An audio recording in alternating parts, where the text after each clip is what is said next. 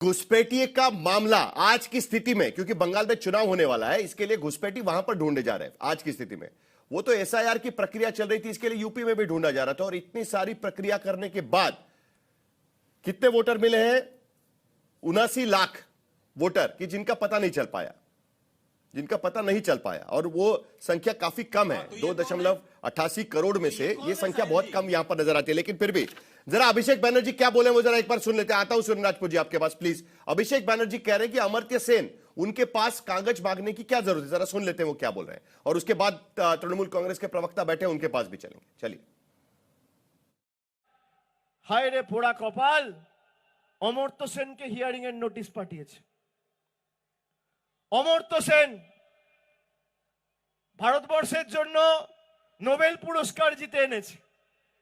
দেশের নাম যে বিশ্বসভায় বিশ্ববন্দিত করেছে, যাকে দেখে, যার মাধ্যমে দেশকে লোক চেনে জানে, যার হাত ধরে দেশ সমৃদ্ধ হয়েছে, সেই অমর্ত্য সেনকে এসআইআর এর নোটিশ পাঠিয়েছে। কালকে দেখছি বাংলা সিনেমার উজ্জ্বলতম নক্ষত্র অভিনেতা দেব, তাকে হিয়ারিং নোটিশ পাঠিয়েছে। মোহাম্মদ শামি, যে ওয়ার্ল্ড কাপে খেলে দেশের জন্য বিশ্বকাপ জিতেছে, তাকে এসআইআর এর নোটিশ পাঠিয়েছে। নোটিশ পাঠিয়ে আনম্যাপ করে দেওয়ার চক্রান্ত। যারা বাংলার মানুষকে আনম্যাপ করতে চায়, आगामी दिन সেই বিজেপির ছাইপাসগুলোকে বাংলা থেকে আনম্যাপ করে। तो अभिषेक बैनर्जी ये कहने की कोशिश कर रहे हैं कि मोहम्मद शमी जो क्रिकेटर है और अमर्त्य सेन नोबेल पुरस्कार विजेता इकोनॉमिक्स के लिए अर्थशास्त्री, उन्हें नोटिस भेजा गया।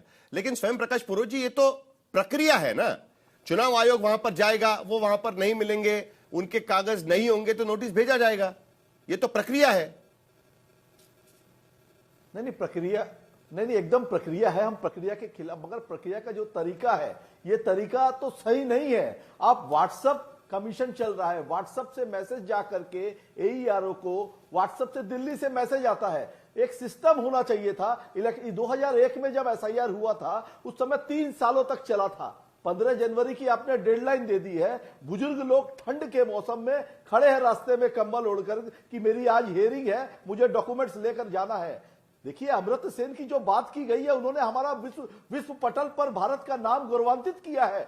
मगर कैसे बंगालियों, क्योंकि अमर्त्य सेन इनकी आइडियोलॉजी से मैच नहीं करते हैं, उनको खड़ा कर दिया है जानकर कटघरे में। यह दुर्भाग्य का विषय है और हम इसकी भर्त्सना करते हैं। पश्चिम बंगाल के साथ एक सौतेला व्यवहार किया गया है। आसाम त्रिपुरा में घुसपैठिए घुसते हैं, मगर वहां की बात नहीं करेंगे। और केंद्रीय मंत्री, आप एक बार फिर सुप्रीम कोर्ट गए हैं, तृणमूल कांग्रेस एक बार फिर सुप्रीम कोर्ट गई है। आप एक बार फिर सुप्रीम कोर्ट गए, आपको आपत्ति क्या है अब एसआईआर को लेकर? आपत्ति क्या है? हाँ। उसकी तो सुप्रीम कोर्ट अगर कोई चीज संज्ञान में लेगा, देखिए हम तो इलेक्शन कमीशन के पास हमारी 10 टीम की 10 लोगों की संसदीय कमेटी गई थी अभिषेक बनर्जी के नेतृत्व में। हमारे नेता ने, ज्ञानेश कुमार जी जो बैठे हैं, अंगुली दिखा करके बात कर रहे हैं, जो कि इलेक्टेड नहीं है। इलेक्टेड जनप्रतिनिधि जो जनता की आवाज लेकर जाता है। अभिषेक बनर्जी ने किसकी मां? 1,36,00,000 लोग जिनको हियरिंग में इन्होंने खड़ा किया है। मैपिंग करेंगे, मैपिंग में लॉजिकल डिस्क्रिपेंसी की बात करते हैं। लॉजिकल डिस्क्रिपेंसी में अमर्त्य सेन का नाम भी आ जाता है। यह दुर्भाग्य नहीं है तो और क्या है? अगर देव जिसकी पिक्चरें रिलीज होती है, बंगाल का बच्चा जानता है जिस व्यक्ति को, मगर दुर्भाग्य है कि दिल्ली में बैठे जो जमींदार है उनको नहीं पता है कि अधिकारी कौन है। आप एक बात बताइएगा स्वयं प्रकाश पुरोहित जी, चलिए मैं समझ सकता हूं, बंगाली अस्मिता की बात समझ सकता हूं। मैं समझ सकता हूं कि अमर्त्य सेन वो व्यक्ति है कि जिनको सिर्फ अपने देश में नहीं तो पूरे दुनिया भर में लोग जानते हैं, लेकिन उसके बावजूद कागज तो लगता ही है ना जी। अमेरिका के भीतर भी आपको नंबर तो देना ही पड़ेगा ना, कि ये मेरे नागरिकता का नंबर है, ये तो देना ही पड़ेगा ना। कांग्रेस लाल कृष्ण आडवाणी जी से लेकर के आए क्या आपने? लाल कृष्ण आडवाणी का जन्म कहां हुआ? कराची में जन्म हुआ। क्या आपने उनसे कागज मांगे हैं? कैसी बात करते हैं? देखिए इन्होंने, देखिए कैसे गुमराह किया है। असली मुद्दे नहीं दिखा रहे हैं। ये बात करते हैं कि यहां का मैपिंग चेंज करना है। मुस्लिम लोग बहुत बढ़ गए हैं पश्चिम बंगाल में, इनकी सोच देखिए। मगर जिस इलाकों में मुसलमान रहते हैं, वहां पर जो डिलीट हुए हैं 58,20,000 वोट, जिसमें मर गए मुस्लिम जो इलाके हैं, वहां पर 0.6 का रेट है। और जहां मतुआ समाज के लोग, बीजेपी तो उल्टा सवाल उठा रही है कि लोग जिनके नाम डिलीट हो गए हैं। नहीं, भारतीय जनता बीजेपी पार्टी तो उल्टा सवाल करने का उठा रही है। अधिकार नहीं बीजेपी कह रही है कि लोकतंत्र को आपने खत्म कर कम दिया नाम है। डिलीट ये करवाए हैं। भारतीय नहीं जनता बीएलओ पार्टी आपने कम नाम डिलीट किए। अरे उत्तर हमने प्रदेश में कम देखिए, किया है। उत्तर प्रदेश के भीतर देखिएगा, सारे मुस्लिम बहुल इलाकों में सबसे कम नाम कटे हैं उत्तर प्रदेश के भीतर, और सबसे ज्यादा नाम उत्तर प्रदेश में कट रहे हैं। 18% नाम उत्तर प्रदेश में कट रहे हैं। बिहार में बंगाल में कितने नाम कटे? 6, 7, 8%। अभी 58 लाख 20 हजार 58 लाख 20 हजार इनके नेता बोलते थे 1.5 करोड़ रोहिंग्या है। यहाँ बंगाल में रोहिंग्या की सरकार चल रही है, बांग्लादेशियों की सरकार चल रही है। मगर सच्चाई क्या है? सच्चाई सामने आ गई। हमारे नेता ने पूछा कितने आपने बांग्लादेशियों को पकड़ा है, कितने बांग्लादेशियों को आप लिस्ट जारी करिए। शर्मा जी, हमने 58 लाख जो नाम 58 लाख लोगों के लिए अगर रोहिंग्या के जरिए सरकार चल सकती है, यह आरोप लगता है, तो 2 करोड़ 88 लाख वोटर्स के जरिए कौन सी सरकार चलती है फिर? 58 लाख, 2 करोड़ 88 लाख। और मैं और एक नंबर यहां पर देखने की कोशिश कर रहा था कि 2022 के विधानसभा चुनाव में कितने वोटर थे? 15 करोड़ 12 लाख वोटर थे उत्तर प्रदेश के भीतर, और आज की तारीख में 15 करोड़ 44 लाख, उसमें से 2 करोड़ से ज्यादा नाम, 2 करोड़ 88 लाख नाम कटे हुए हैं। यानी वो सारे वोटर्स ने शायद वोट डाला होगा 22 के चुनाव में, विधानसभा के। नहीं मैं एक बात कहना चाहता हूं। पहले इन्होंने अमर सिंह जी की बात की, इन्होंने मोहम्मद शमी की बात की। साहिल जी, इस देश में हर नागरिक को कानून मानना और कानून के अंतर्गत ही है। हर नागरिक, सबके लिए कानून बराबर है। अमर्त्य सेन जी नोबेल प्राइज प्राप्त व्यक्ति हैं, लेकिन वो इस देश के नागरिक भी हैं। उनको भारत का कानून मानना ही पड़ेगा, वो कानून से ऊपर नहीं है। ठीक है, ठीक बात। और ये जिस तरह के भावनात्मक बातें करके लोगों को गुमराह करने की कोशिश कर रहे हैं, उनको भी प्रक्रिया से गुजरना ही पड़ेगा। अब शांति रखो, शांति रखो, शांति रखो भैया, हम समझ गए।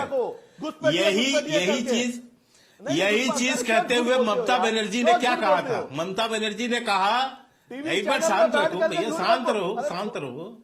ममता बनर्जी जी ने कहा कि भाई मैं ऐसा चिल्लाता नहीं हूं, काय के लिए परेशान हो? मैं आपको ये कह रहा हूं, ममता बनर्जी ने ये कहा कि मैं फार्म नहीं भरूंगी।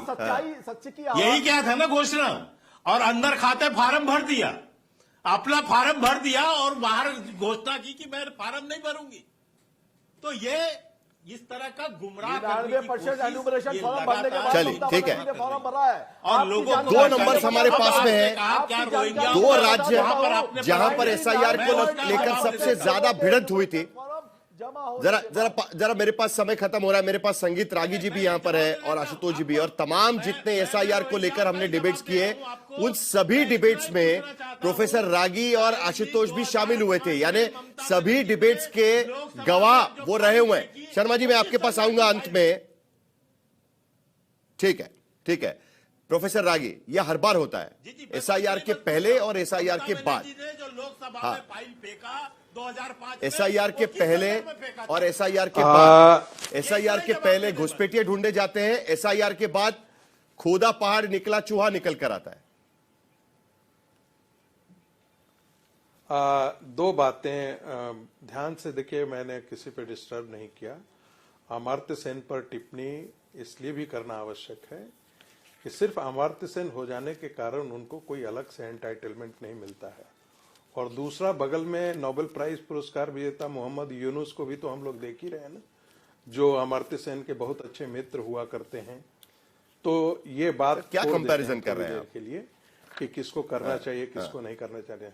1 मिनट, मैंने कहा ना कि आप थोड़ा सा छोड़ दीजिए, मुझे बोलने की आजादी दीजिए। दूसरी बात, वोटर लिस्ट के शुद्धिकरण की जब बात आई थी तो बांग्लादेश घुसपैठिया वन ऑफ द इश्यूज था, सिर्फ वही इश्यूज था, ये कहना बेमानी है। और आपने पूरे अपने एंकरिंग में उसको केंद्र में उस मुद्दे को लेकर के आया। वो केंद्र में मुद्दा था, इसमें इनकार नहीं कर रहा हूं, लेकिन वही एक मुद्दा था, ऐसा नहीं है। तीसरी बात, मुझे अपनी बात कह लेने दीजिए। तीसरी बात, राहुल गांधी संगीत रागी जी, इसके प्रति क्या है ना, दर्द वही समझ सकता है कि जिसको सड़क पे रुकवा के पूछा जाता है कि साबित करो कि भाई तुम्हारी राष्ट्रीयता क्या है, उसको लेकर तो सवाल पूछूंगा ना मैं, उसको केंद्र में बनाना पड़ेगा। हाँ, ये आपको भी पता है। पूछना नहीं, नहीं तो आपको पूछना चाहिए कि ये सारे निकम्मे, जाहिल, झूठ और गवार थे। इंद्रजीत गुप्त से लेकर के यशपा, ये जायसवाल साहब जो देश के गृह मंत्री होते हुए कह रहे थे कि 1.5 करोड़ बांग्लादेशी घुसपैठिए आ गए हैं देश में। तो वो लोग ज्यादा सही थे, ये सवाल के उतर के लोगों को पूछ रहे थे कि आपका आई कार्ड दिखाइए। नहीं, वो लोग ज्यादा सही थे कि जो सड़क पर उतर कर लोगों को पूछ रहे थे आपका आई कार्ड दिखाइएगा, आई कार्ड से पता करने की कोशिश कर रहे थे। वो बड़े पढ़े लिखे लोग थे, प्रोफेसर रागी, वो ज्यादा पढ़े लिखे लोग थे कि वो आई कार्ड देखकर पता कर रहे थे कि ये भारतीय है कि नहीं। या तो आप बोलने दीजिए, या सर या तो आप बोल लीजिए, आप ही बोल लीजिए, नहीं तो आप हमको अपनी बात रख लेने दीजिए, उसके बाद आपको सवाल होंगे तो आप बोल लीजिएगा। मैं तो कह रहा हूं आपको दर्द ज्यादा हो रहा है बनिस्पत की कांग्रेस पार्टी से। कांग्रेस पार्टी से तो सवाल पूछा जाना चाहिए ना कि वाकई यदि इशू के प्रति आपका कमिटमेंट है तो बिहार का चुनाव खत्म होने जाने के बाद फिर बिहार में आंदोलन करते जाइए ना। कोलंबिया क्यों भाग जाते हैं, जर्मनी क्यों भाग जाते हैं, वियतनाम क्यों भाग जाते हैं? 2,88,00,000 उत्तर प्रदेश के भीतर नाम कटते हैं। 3 बार ड्राफ्ट की लिस्ट आगे ढकेल दी जाती है, आखिर में ड्राफ्ट लिस्ट आती है, 2,88,00,000 नाम कटते हैं। क्या उत्तर प्रदेश के बाद यह बात साबित हो चुकी है कि SIR की प्रक्रिया ठीक तरीके से चल रही है? नहीं साहिल, आप एक सवाल लगातार पूछ रहे थे जिससे बार बार डिनाई करने की कोशिश की जा रही। मेरे पास ये हिंदुस्तान टाइम्स की रिपोर्ट है जो 20 दिसंबर 2025 की है। असम में प्रधानमंत्री नरेंद्र मोदी जी भाषण दे रहे थे। खबर की हेडलाइन क्या है? SIR to ensure infiltrators out, यानी SIR घुसपैठियों को बाहर निकालने के लिए किया जा रहा। प्रधानमंत्री नरेंद्र मोदी जी कह रहे हैं। अब SIR किसी और कारण से किया जा रहा होगा तो बात अलग है, मुझे नहीं मालूम। ना मेरे पास इतनी ताकत है कि मैं प्रधानमंत्री नरेंद्र मोदी की बातों को झुठला सकूं और ना उनको मैं गलत साबित करूं। तो अगर प्रधानमंत्री इस देश का कह रहे हैं कि SIR का मतलब यह घुसपैठियों को बाहर निकालना, और असम में जाके उन्होंने कहा, Hindustan times, Indian express, India today, सारे अखबारों ने इसको प्रोमिनेंटली छापा है। और उस वक्त तो वहां पे एक टर्मिनस था जिसका इनॉग्रेशन करने गए थे। तो आज लोगों की बोली क्यों बदल गई मुझे समझ में नहीं आ रहा। क्या कह रहे? नहीं, कोई NRC थोड़ी हो रहा था। कोई बोली नहीं बदली है भाई। अरे भाई, प्रधानमंत्री जी बदली है। प्रधानमंत्री जी खुद ही कह रहे थे। उत्तर पटना में बिगड़ा था। अरे भाई साहब, मैं आपके बीच में तो बोला नहीं, आप क्यों मेरे बीच में बोल रहे हैं? प्राइज विजेता को आप बांग्लादेश के नोबेल भाई प्राइज साहब, ये नई डिबेट शुरू हो जाएगी। अब सुनिए, साइलेंट को चुप कर। 3 बजे प्रेस कॉन्फ्रेंस हुई है और उसके बाद ये नंबर्स आए हैं, उस पर हम चर्चा यहां पर कर रहे थे। लेकिन मुझे लगता है कि 6 मार्च तक कई बार ये चर्चा करनी होगी, क्योंकि अभी भी 1 करोड़ से ज्यादा वोटर ऐसे हैं जिनका मैपिंग नहीं हो पाया है। यानी उन्हें अभी भी साबित करना है कि वो 2003 की लिस्ट में उनके नजदीकी रिश्तेदार या कोई थे कि जिसके आधार पर उनका नाम ना कटे, या उन्हें प्रूफ देने पड़ेंगे, पेपर्स देने पड़ेंगे उनके होने के उत्तर प्रदेश के भीतर।